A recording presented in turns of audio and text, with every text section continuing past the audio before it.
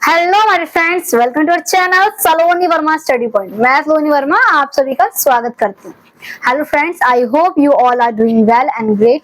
Stay healthy also. Without any further delay, let's start our class. Today I am going to teach you history of India 1858 to 1947, unit number 1 and chapter number 4. चलिए समझते हैं इसके बारे में दोस्तों।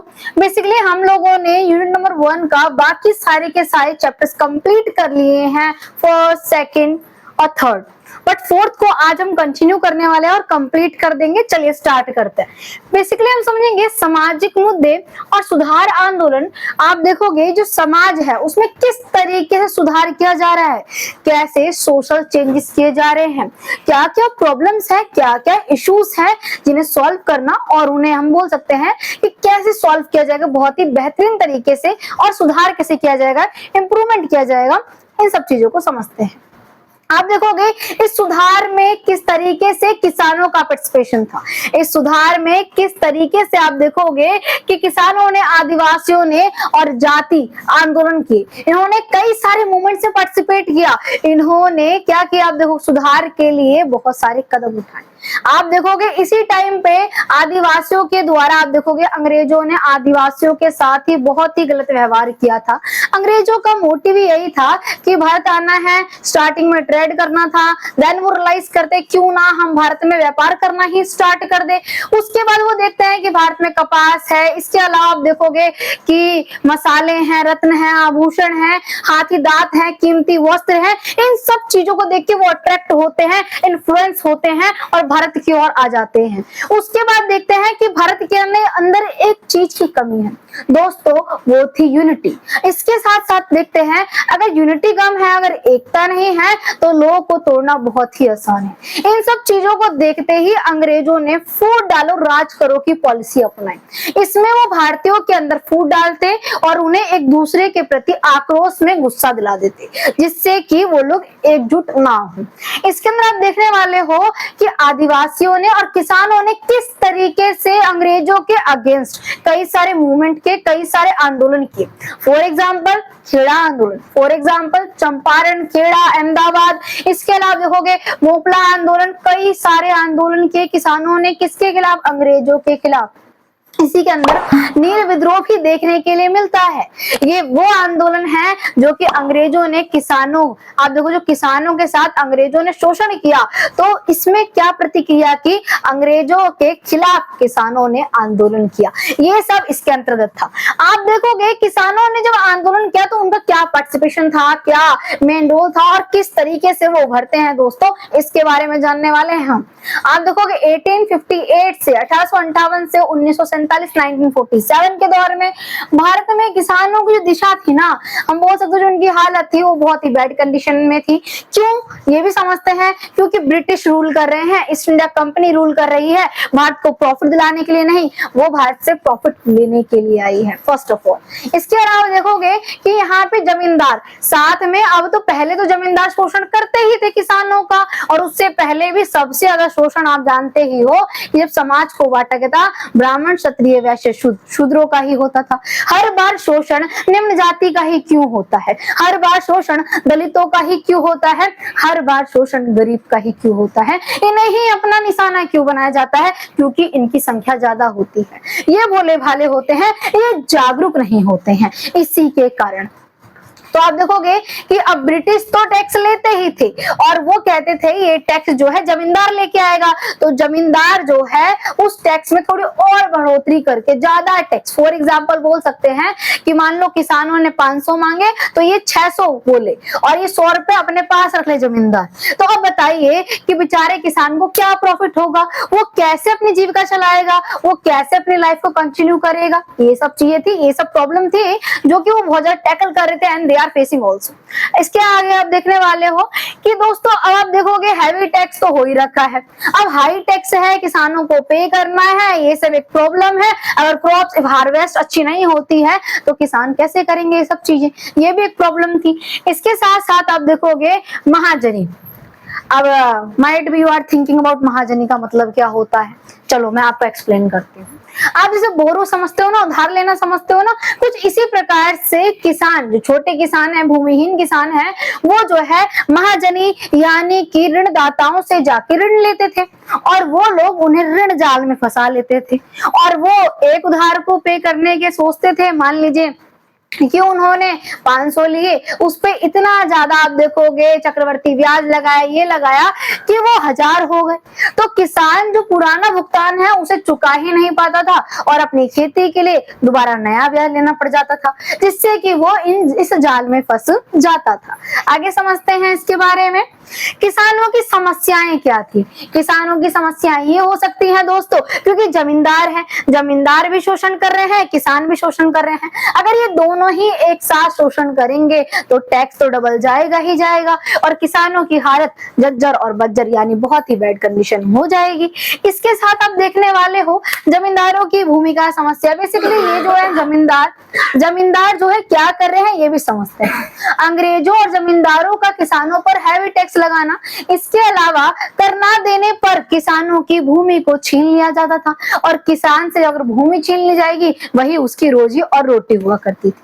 इसके अलावा आप देखोगे अधिकतर किसान जो हैं वो भूमिहीन होते थे, उनके पास वो लैंडलेस फार्मर होते थे। तो अब जब भूमि छीन ली गई है तो वो क्या रोजगार करे, ये भी एक दिक्कत, ये भी एक परेशानी होती थी और ये भी एक इशू होता था। तो ऐसी कंडीशन में ये सोचा जाता है तो ये किसान क्या बन जाते हैं, मजदूर बन जाते हैं और इसके अलावा ये काम करना स्टार्ट कर देते हैं। दोस्तों अगर आपको वीडियो थोड़ी सी भी पसंद आ रही है तो प्लीज वीडियो को जल्दी से लाइक कर दीजिए। अगर चैनल पर फर्स्ट आप पहली बार आए हैं तो चैनल को सब्सक्राइब कर दीजिए और अपने बाकी फ्रेंड्स को भी शेयर कर दीजिए। इतना तो कर सकते हैं आप, क्योंकि मैं आपको पढ़ा रही हूँ बेस्ट तरीके से।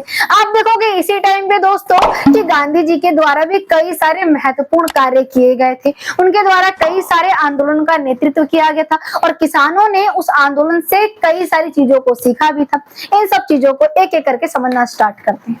आप इसमें देखने वाले हो चंपारण आंदोलन, इसके बाद आप देखोगे खेड़ा आंदोलन। अब देखिए इसमें हम कंडीशन को समझने की कोशिश करेंगे, टर्म और कंडीशन को, कि बेसिकली ये है क्या। देखिए अगर बात की जाए चंपारण की, तो चंपारण जो आंदोलन था दोस्तों, इसे अगर हम समझे तो ये 1917 में हुआ था, ठीक है। इसके अलावा आप देखोगे बिहार जो है, ये जो बिहार है, बिहार का एक जिला है, उस जिले का नाम ही क्या है, चंपारण। क्या है, चंपारण। एकदम बिल्कुल सही बोल रहे हैं आप लोग, चंपारण आंदोलन है उस जगह का नाम। इसके अलावा आप देखने वाले हो यहाँ पे ना एक दिक्कत थी, प्रॉब्लम ये थी कि यहाँ के लोगों से जानबूझ के ना चाह के भी वो पसंद नहीं करते थे, उनसे वही हार्वेस्ट करवाया जा रहा था, नील की खेती करवाई जा रही थी। इसमें आप देखोगे कि अगर इंडिगो करवाया जा रहा है, अगर इंडिगो की खेती करवाई जा रही है, नील की खेती करवाई जा रही है, तो इसमें ना एक दिक्कत आती थी। दिक्कत ये आती थी कि अगर नील की खेती किसान करते हैं तो लगभग उन्हें 3 सालों तक अपनी जमीन को छोड़ना पड़ेगा। क्यों छोड़ना पड़ेगा? क्योंकि जो भूमि है वो अपनी पूर्ण क्षमता को प्राप्त करने के लिए, हम बोल सकते हैं जो उसकी उपजाऊ क्षमता है उसे प्राप्त करने के लिए उसे 3 साल के लिए छोड़ना अत्यंत आवश्यक हो जाता है। इसके अंतर्गत अगर नहीं छोड़ा जाता तो इससे भूमि जो है वो बंजर हो जाती है। इसके अलावा किसानों को बाध्य कर लिया गया। मन में प्रश्न आया, मैम बाध्य का मतलब क्या होता है? एक अनुबंध पे हम बोल सकते हैं लोगों को एग्री कर लिया गया, ना चाह के बेचारे भोले वाले किसानों को फंसा लिया गया। किस तरीके से फंसा लिया गया? मन में प्रश्न आया। आप देखोगे उन्हें 3 कठिया पद्धति दे दी गई। मन में प्रश्न आया, मैम ये क्या होता है? 20 कट्ठे में से 3 कट्ठे जमीन पर नील की खेती को करवाने को ही इसी को 3 कठिया पद्धति कहा जाता है। यानी जबरदस्ती 20 कट्ठे में से 3 कट्ठे पे नील की खेती करवाई जा रही थी। दोस्तों एक दिक्कत ये आती थी कि अगर खेती कर भी ली जाए तो किसानों को किसी भी तरीके का प्रॉफिट, किसी भी तरह का बेनिफिट नहीं होता था। क्यों नहीं होता था? क्योंकि मान लीजिए एज अ एग्जाम्पल कि किसानों ने 500 रुपए लगा के किसकी खेती की? नील की खेती की। ठीक है दोस्तों। अब नील की खेती की पहली बात तो इन्हें बहुत सारे क्या हो रहे हैं, हम बोल सकते हैं लॉस हो रहे हैं ना। अब देखो क्रॉप्स भी खराब हो रही है, और इन्होंने जो 500 लगाए, अंग्रेजों ने सिर्फ इन्हें जो है 100 रुपए का भुगतान किया। तो कौन करना चाहेगा इस खेती को, कौन इंटरेस्टेड होगा इसे करने के लिए। दूसरा, किसान चाहते थे, उनके खेतों में फसलें तो लहरा रही थी परंतु नील की लहरा रही थी।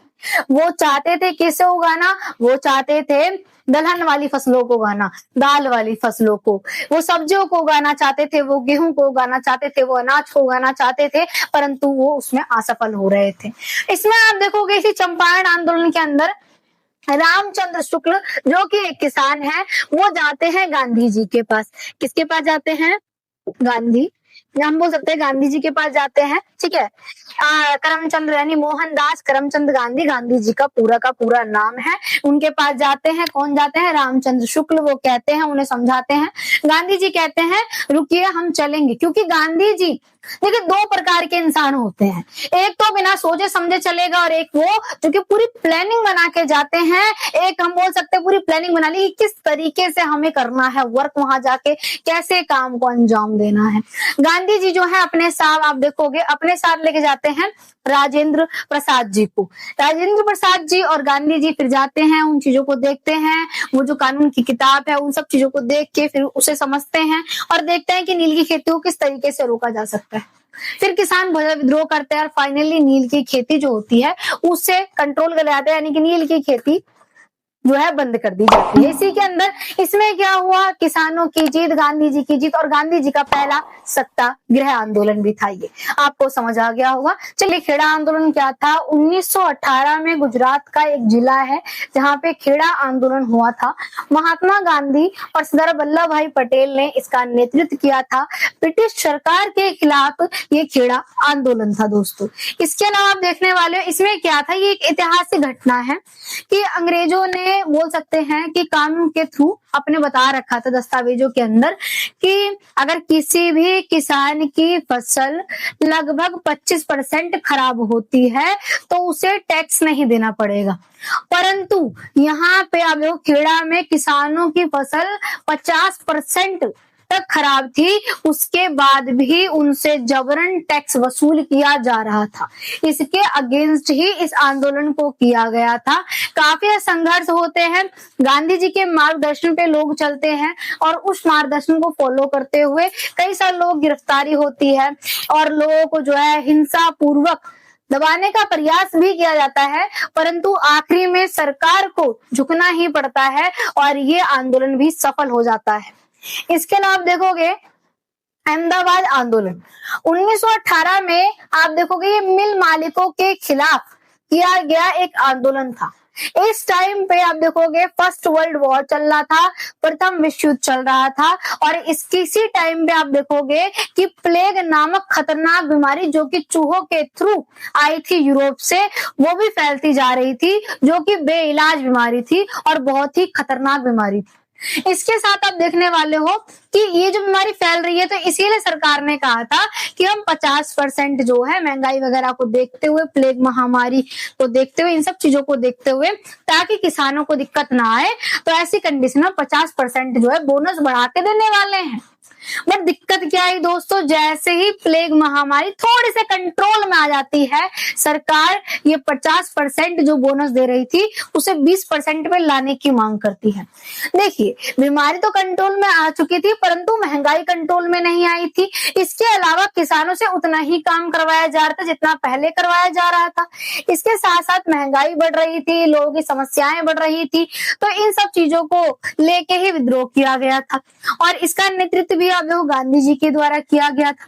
तो इसके अंदर ये तय किया गया कि जो ये बेसिकली जो पैसे बढ़ाने की बात की गई है 20%, उतना तो बढ़ाने के लिए कह रहे थे कौन, और जो है बेसिकली वो अंग्रेज। परंतु बहुत ज्यादा बगावत करने के बाद, बातचीत करने के बाद, गांधी जी के समझाने के बाद, विचार विमर्श करने के बाद आखिरी में ये डिसाइड किया जाता है चलिए 35% जो है महंगाई को देखते हुए बोनस को बढ़ा दिया जाएगा। यही था आपका क्या, अहमदाबाद आंदोलन। आप देखोगे असहयोग आंदोलन है क्या। असहयोग आंदोलन दोस्तों नाम से ही समझ आ रहा है, सहयोग ना करना। बेसिकली गांधी जी ने एक चीज कही थी कि जो अंग्रेज हैं जो कि हमारे ही देश में आके हम पे दबदबा दिखा रहे हैं, हमारे देश में आके हमारा शोषण कर रहे हैं, अब वो हमारे देश में क्यों कायम है, क्योंकि हम उनका सहयोग कर रहे हैं, क्योंकि हम उनके कहीं ना कहीं काम आ रहे हैं, तो अब हमें उन्हें सहयोग नहीं करना है। तो इसी में आप देखोगे गांधी जी के कहने पे लगभग 2 लाख बच्चों ने स्कूल जो है छोड़ दिया था, स्कूल जाना छोड़ दिया था। इसके अलावा बच्चों ने विश्वविद्यालय जाना छोड़ दिया और शिक्षकों ने जो है पढ़ाना छोड़ दिया, वकीलों ने वकालत करना छोड़ दिया और धोबियों ने कपड़ा धोना छोड़ दिया। ये सारी चीजें थी। इसके अलावा नाई ने बाल बनाना छोड़ दिया।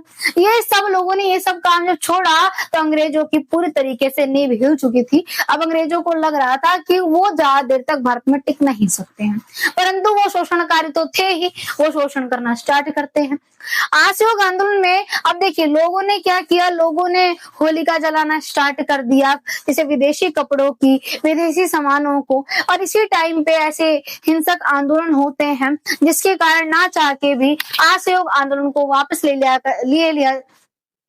कई सारे हिंसक आंदोलन होते हैं जिसके कारण आप देखोगे कि इस आंदोलन को वापस ले लिया जाता है चोरी चोरा हत्या कांड के कारण। दोस्तों आपको समझ तो आ चुका होगा और आपको वीडियो देख के अगर अच्छा लगता है तो प्लीज वीडियो को लाइक कीजिएगा। Friends, today I really want to show my humble gratitude to you all. Making a video takes a lot of time and efforts also. Sometime I thought I should be give up if I'm not getting any kind of freedom and not a benefit also.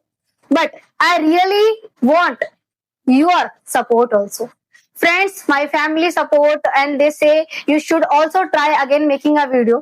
So if you're watching a video, so don't forget, watch the video till end, like, subscribe and share also. Jai Hind, Jai Bharat.